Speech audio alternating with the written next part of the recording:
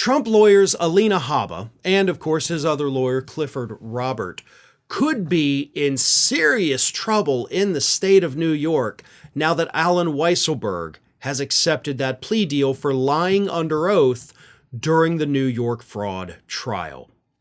And here's what happened. And I actually had talked briefly about this over at Ring of Fire earlier this week when the official plea deal was announced. But I want to go more in depth here. So what happened is on February 5th, Judge Arthur Engoron, after seeing a report in the New York Times saying that Weisselberg was working out a plea deal with Alvin Bragg, the Manhattan District Attorney, for lying under oath in Engoron's trial. So Engoron sent a letter to Alina Habba and Clifford Robert, and here's what he said in the letter. He's like, if someone pleads guilty to committing perjury in a case over which I'm presiding, I want to know about it. You and your co-counsel have been questioning my impartiality since the early days of this case, presumably because I sometimes rule against your clients. That whole approach is getting old.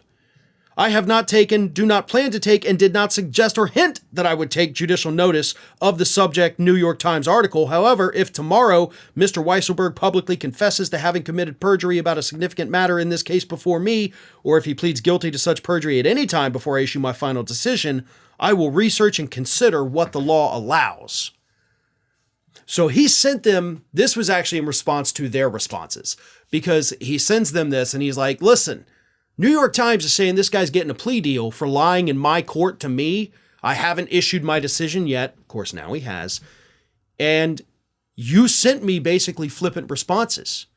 So what were those responses from Trump's lawyers? Well, here's what Cliff Robert said. The article simply does not provide any principled basis for the court to reopen the record or question the veracity of Mr. Weisselberg's testimony in this case. Indeed, we respectfully submit that the court's request for comment on this speculative media account is unprecedented, inappropriate, and troubling. So that was Cliff Robert. Alina Habba, in her response, said that she had conferred with her, quote, ethics counsel, and they told her not to provide any detail to the court. And then she added, the New York Times article is neither admissible nor reliable, and it should not be considered in Your Honor's determination as to the merits of this case. So essentially, both of these idiot lawyers gave a non-answer to the judge when he demanded an answer. Like, do you know anything about this? And they're both like, screw the New York Times. And basically, you're being a jerk right now, judge. Well, according to new reports, both of these lawyers are likely to face very serious consequences now that Weisselberg did in fact get a plea deal, which of course means that the New York Times article was correct, and it confirms Engoron's fears that he would issue a decision before Weisselberg, or without knowing whether or not Weisselberg committed perjury. So here's where the legal issue arises.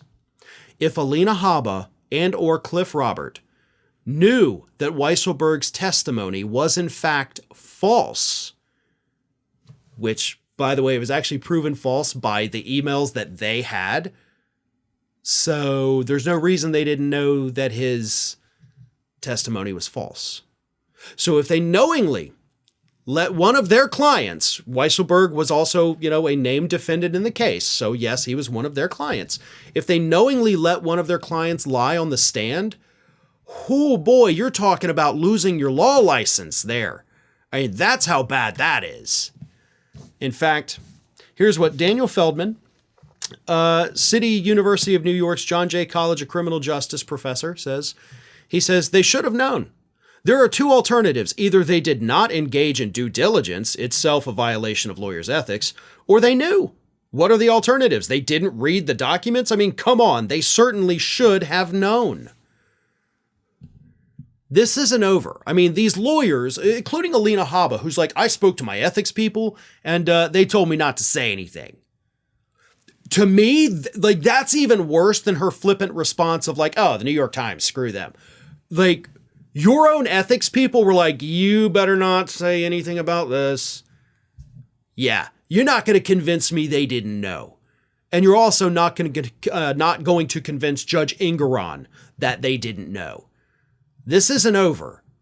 And I think by the time it is over, Alina Habba and both Cliff Robert are going to be in serious trouble. Trouble that is likely going to prevent them from being able to represent Donald Trump in any cases going forward because they may be fighting for their own legal life.